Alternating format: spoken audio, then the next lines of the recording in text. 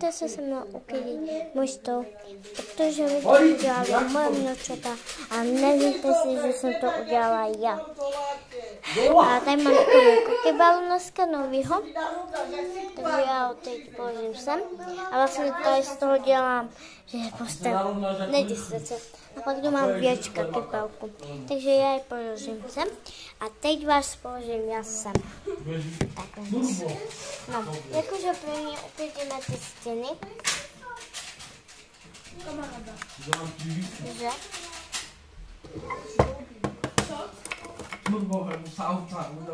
A tady mi dali to stolečku. Takže to dávám. Dáme to taky tam.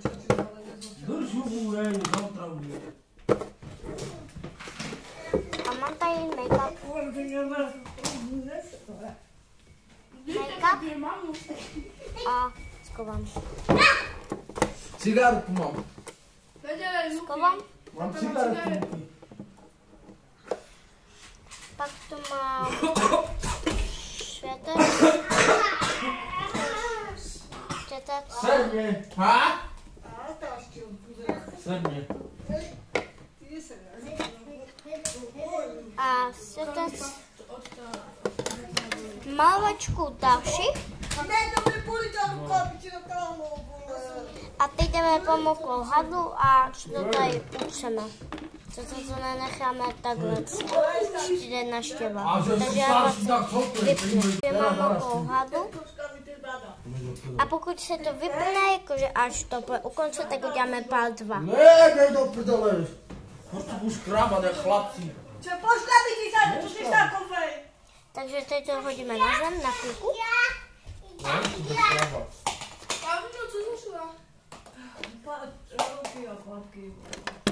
A toto se nejvíc jo, téma.